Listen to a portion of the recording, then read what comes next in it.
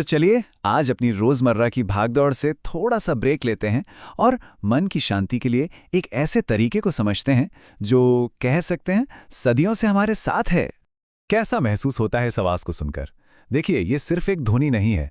असल में ये एक बहुत प्राचीन मंत्र है जिसके अंदर मन को शांत करने की एक अद्भुत शक्ति छिपी हुई है। तो ये है स्थिरता की ध्वनि। देखिए, मंत्र असल में एक टूल की तरह है, एक ऐसा साधन जो हमारे दिमाग में चल रहे शोर को, उस उथल-पुथल को कम करता है और हमें अपने अंदर की जो शांति है उससे जोड़ता है। तो मंत्र है क्या? सीधी सी भाषा में ये एक ध्वनि, शब्द या एक वाक्यांश है जिसे बार बार दोहराया जाता है ताकि ध्यान लगाने में मदद मिले। सोचिए, जब हमारा मन हजार दिशाओं में भागता है ना, तब मंत्र एक एंकर की तरह, एक लंगर की तरह काम करता है जो उसे सहारा देता है। और जब हम बार बार एक ही ध्वनि पर फोकस करते हैं तो पता है क्या होता है? हमारा मन धीरे धीरे शांत हो जाता है और हम प्रेजेंट मोमेंट में, यानी कि वर्तमान क्षण में लौट आते हैं। तो ठीक है, अब हम ये तो समझ गए कि मंत्र क्या है और ये काम कैसे करता है। तो चलिए अब इस शक्तिशाली ध्वनि के मतलब को, इसके अर्थ को थोड़ा और गहराई से समझते हैं। चलिए ओम नमः शिवाय को तोड़कर समझते हैं। सबसे पहले है ओम। ये ब्रह्मांड की पहली आदिम ध्वनि मानी जाती है।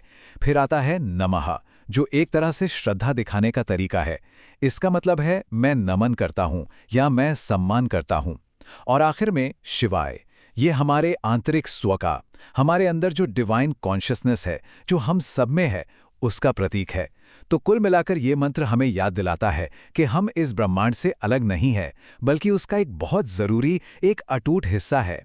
मतलब ये अपने ही भीतर के देवत्व को पहचानने जैसा है। ये जो प्रैक्टिस है ना, ये हमें बाहरी दुनिया से अपना ध्यान हटाकर अपने अंदर एक खूबसूरत सफर पर ले जाती है। सच कहें तो ये खुद से जुड़ने का एक बहुत ही अच्छा मौका है। अब एक सवाल मन में आ सकता है कि इस मंत्र को बार बार क्यों दोहराते हैं? तो चलिए इस दोहराव के पीछे जो शक्ति है उसे समझते हैं। जैसे कोई गाना होता है, उसकी एक धुन, एक लय होती है जो हमें थिरकने पर मजबूर कर देती है ना? ठीक उसी तरह मंत्र का जो ये दोहराव है वो हमारे मन को एक शांत और स्थिर लय में ले आता है। और पता है, यही लय, यही रिदम हमारे जो इधर उधर भटकते हुए विचार हैं उन्हें धीरे धीरे अपनी तरफ खींच लेती है और हमें शांति की एक गहरी अवस्था में ले जाती है। और जब इसे लगातार दोहराया जाता है तो एक ऐसा एहसास होता है कि ये मंत्र सिर्फ होठों से नहीं निकल रहा, बल्कि पूरे शरीर से गूंज रहा है। ये एक ऐसा अनुभव है जिसे सच में शब्दों में बयां करना बहुत मुश्किल है। तो ये है आंतरिक शांति का मार्ग। ये ध्वनि सच में एक पुल की तरह काम करती है, एक ऐसा पुल जो हमें हमारे विचारों के शोर से निकालकर बिल्कुल शांत, मौन की गहरी अवस्था तक ले जाता है।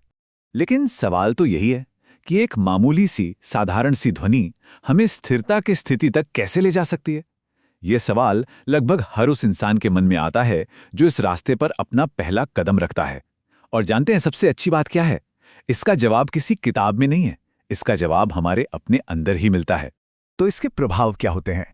ये मन को फोकस करता है, नर्वस सिस्टम को शांत करता है, दिमाग का शोर कम करता है, एक मेडिटेटिव स्टेट बनाता है और माइंडफुलनेस को बढ़ावा देता है। सोच कर देखिए, एक बहुत ही तनाव भरा दिन गुजरा है और घर आकर कुछ मिनटों के लिए इस मंत्र का जाप किया जाए तो क्या होगा? मन शांत हो जाएगा, सांसें धीमी हो जाएंगी और एक ताजगी का एहसास होगा। तो अब शुरू करने का समय है। जब इस अभ्यास के इतने सारे फायदों के बारे में जान लिया है, तो चलिए अब ये देखते हैं कि इसे अपनी जिंदगी में आसानी से, बहुत ही आसानी से कैसे शामिल कर सकते हैं। तो करना क्या है?